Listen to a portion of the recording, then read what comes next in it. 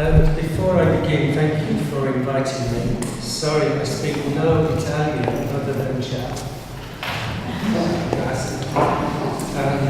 So I have a grazie first of all for Professor Pierluigi. These are coffee beans grown on our pop-up farm in Uganda by the children and their families. They are a survival tool for their community. Maybe he doesn't like coffee. Thank you for inviting me. He's wondering why I give him coffee now. Okay, so the Pop-Up Foundation is a charity based in the UK and based in Australia. So we're Northern Hemisphere, Southern Hemisphere. We work with schools, communities, businesses on every continent. And we work with around about 2,000 schools at the moment internationally. And I want to share just one of the projects with you that I think might be of interest to the theme of your conference today, which I have found quite fascinating. Not being able to understand a language doesn't mean that you don't understand the meanings and the inference. And you draw on resources which you often don't use. You listen very, very carefully to find the words that are useful. And you also make judgments about what people are saying based on your best guess. So I have a best guess of today. And my best guess is that most of what I heard was theoretical. Most of what I heard was theoretical. Most of what you'll hear now is practical. This is a project that thinks that if we are going to resolve the challenges of sustainability on our planet, we have to be incredibly practical. This is not just conceptual. This is getting our sleeves rolled up and getting dirty. Okay? So, this project is a really good example of the ways in which we can work in different challenging environments and resolve some of those massive challenges that sustainability puts in front of us. And we choose to go in our project to some of the most challenged places on the planet. We work in Haiti, we work in Uganda, which is the place I'll tell you about, which was in war for 20 years. We work in the middle of the desert in Australia with the Aboriginal communities who are under great pressure for their lifestyle. So we deliberately work with the places where the human activity is on the edge.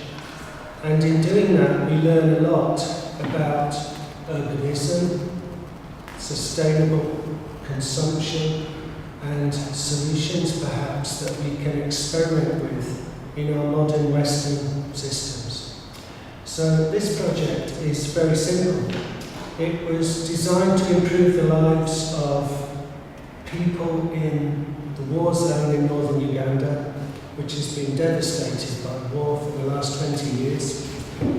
It is focused on technical, practical skills to grow food. If you have no food and you have no shops, you have to grow food, or you have to find that food in the wilderness. But if you've lived in a war zone for 20 years, you've lost all the old guys, all the older people. You just have young kids. Most of the population is under 30 years old. And the result of that is that children, whilst they're very clever and very resourceful, have lost an intergenerational knowledge, which is absolutely vital in the most challenging environments, but I would argue is also absolutely vital in this environment, in the modern Western environment. But we have forgotten that as well. So The project supports families, and it grows food, and it develops systems and structures to enable more resilient community. It's affecting thousands of people day to day. It's helping people to survive, and it's helping people to develop hope, which is extremely important when you're under pressure and you're in a challenging place. The need for the project is obvious. It's a crisis. It's a crisis of humanitarian scale. People starve if you're not fed, so people are right on the edge. However, what it also does is it demonstrates that we have to get away from older methods of charitable support. It's not acceptable to put people in crisis into enormous camps and expect those people to live in those camps for 10, 15 years, 20 years perhaps, and come out the other end and solve all their problems. They become dependent on external aid. And that dependency is both personally unacceptable, but also socially and culturally unacceptable, because it creates that whole culture expecting someone else to solve the problem. And if, when the aid agencies go to another place because there's another crisis and they leave that place, those people are abandoned and they don't have the necessary skills, then they have enormous challenges facing them. Now, what I think is interesting in that is that we can draw parallels with the sustainability challenge that we all face. We are not equipped to educate ourselves at the moment for sustainability. In fact, we're probably better off educating ourselves for unsustainability and all of the likely implications. So it's an interesting puzzle that we have to think through. Just one or two key things about this project in terms of its specifics. It focuses on food security, the creation of food security within an environment that's hostile. It develops skills for people to be able to grow their own food. And it attempts to overcome the dependency problem. It attempts to set up strong communities of knowledge and practice that can share their information between themselves in their communities like a network locally, and increasingly spread that to other parts so it becomes replicable. So that's the aim of the goal. Where we are particularly focusing is on this word conditions. What are the conditions which would enable us to make this work? What are the practical conditions? And they're very, very simple. Establish an environment where people can experiment. And what we've done in this project is we have focused at the school, because the school is a contact point for lots of people, not just the children. And we have created a farm, an eco-farm. And the eco-farm draws upon themes of energy, waste, water, food. So 4 really simple principles which sustain life. And they create well-being, both for the people and for the biohabitat, or the bioregion. So it has a twofold effect. It both encourages people to act practically by investigation and by engagement in the eco-farm. It challenges them to manage that, and you put that in front of the children. They run it, they manage it, they decide on how to do it, and they bring in technical advice when necessary. And then we work with the adults through the children to guide and inform their activities, so they're capable then of doing this at their homes, bearing in mind that most of the people who are the parents are themselves farmers, because that's the way they survive. So they're growing food themselves, usually on about half a hectare of land per person. So they have a very simple model. if you like. Build an eco-school, use it as a demonstrator site, build the technology to ensure that this becomes robust and resilient, and then keep refining and observing and refining.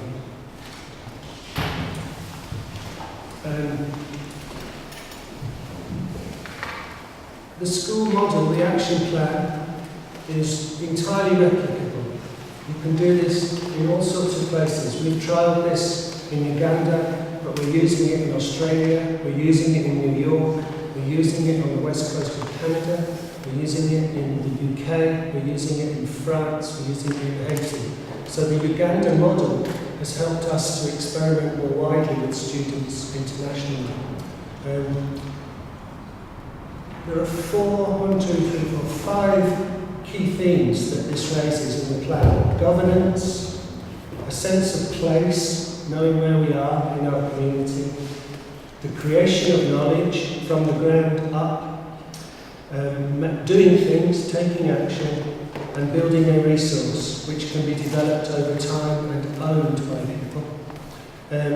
Each school allocates 4 hectares of land to the project and uses that to grow all of its food to feed the children at lunchtime. That is the primary goal of the project. Those children won't come to school if they're not fed. We know that already. The Millennium Goals are very clear. Children should have a school life, but you won't get kids to come to school if they're hungry. Because when we first started this project, every single child in our network of 10 schools at that time, every single one of them had no lunch except one child, and happened to be the head teacher's child. Only one child out of 10,000 children. So you turn it around and you say, right, we are going to feed those children first, primary goal, and the school is responsible to grow the food with the community. So each school grows food and aims to produce enough food for every child to have a lunch every day. Once that happens, children start coming to school. They start to learn better, they concentrate better, they become more motivated, they realise that this is possible. So it is doable, you can achieve this. Additional things happen. We're able to train the students in the technology to create permaculture gardens. We apply science to that. We give the parents seeds, so that each parent gets a bag of seeds based on the project to go home and grow. And the children know how to do that, so they advise their parents on how to do it if the parents don't understand. So there's a direct link between home and school through food production. The school uses some clear technologies, solar ovens. Solar ovens is a great example of the internet providing solutions universally. We put out a call to say, can we have a crowd-funded project to establish the best sort of oven for this environment in Uganda that will be very, very cheap to produce, that's replicable, you can repeat the pattern, and it will be able to be applied relatively quickly into the environment to replace the burning of fossil fuels inside the huts. If you burn fossil fuel in this room, it soon fills up with smoke. If you imagine doing that in a smaller room, you can imagine what cooking food is like for most of the women in that environment. It's terrible, and it ruins their chests, and they have very bad bronchial problems. So solar ovens are a very practical, sustainable solution, using the sunlight, teaching the children that that is an energy source that is going to continue for a long time to come, and providing simple but very intelligent solutions. We look at waste management. The idea is there is no waste, zero waste. Everything is used. All of the human waste, all of the food waste is recycled, made into soil, composted, put back onto the land to create organic food production. The water systems have huge problems with malaria. If you have water in Uganda and you take the lid off, the mosquito will go in and lay eggs. So you have to have a sealed system. So we have tip taps. When you tip it, it opens, the water comes out, when it goes back, it seals it.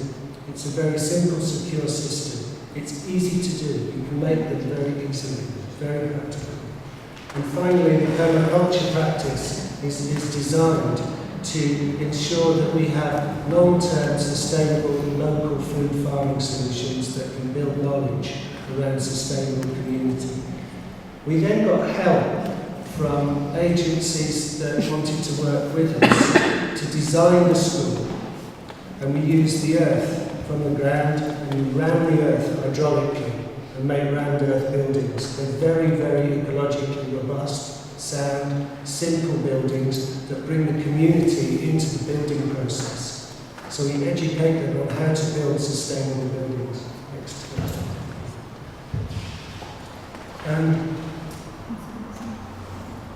The process of activity for the project is learning by doing and learning by observation.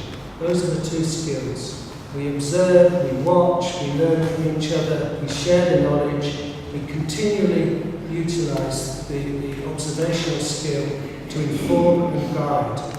So the children are very, very competent at watching each other, learning from each other, and then sharing that with other networks of children in the school. They work in groups of 5, and they're all part of what we call the Pop-Up Farmers Club. They're members of a global club. Every child in our project internationally is a member of the Pop-Up Farmers Club. So that network goes beyond their own community to a much wider group of people.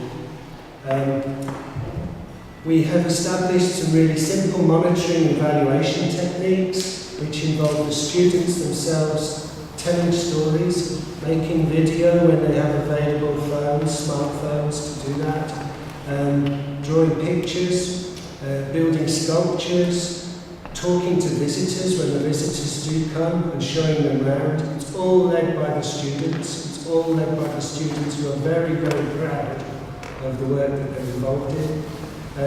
We look at the inputs. So what are the things that we've introduced into the project, and are they efficient and effective? And we look at the outputs in terms of whether they're meeting the intention to feed every child. If they don't do that, we modify. If we grow the wrong crop, we modify. If we don't grow enough of a crop, we modify. So we're continually learning, and we've got the big advantage in Uganda that there's 2 seasons each year, 2 growing seasons. It's incredibly fertile. So it's perfectly possible to do this, it's just applying the science. The outputs and outcomes are also measured because we need to tell agencies how to do this. There's been so much money wasted by aid agencies on inappropriate interventions, and this is something that we are very conscious that we do not want to repeat. And finally, we network. We put the information into the global network through the World Bank Connect for Climate program that we're a partner of, and we make sure that this story starts to go wider and is applied into other places where we can develop the science further. Last thing is just in terms of theory, really, what's this doing to us? Well, first of all, I think what it does is it starts to demonstrate that through some very practical, simple steps, we can create an ecological consciousness, and that we can then apply that into any environment, regardless of where it is, both urban and rural, and that we are at the beginning of that journey, and therefore we have to do much, much more of it in many more places, which is the reason why we have a foundation that functions internationally. And we're always looking for partner organisations who can explore and experiment with us, because every setting is in effect as challenging and in as much crisis as Uganda. New York City, Detroit, London, they are all ecologically challenged, and we have to find solutions to this in a very, very quick 30 to 40 year window if we're not going to face some serious problems in the next 2 or 3 generations. One more thing. How much does it cost? Very little. About €2,000 for about 1,000 children to be fed every day they go to school, forever. So you can see how this becomes a repeatable project. It's considerably cheaper than most of the aid programs that are running at the moment internationally. It's led by people on the ground, just like yourselves, who have the skills and the capabilities to do this, but often haven't necessarily had the opportunity to connect and converge.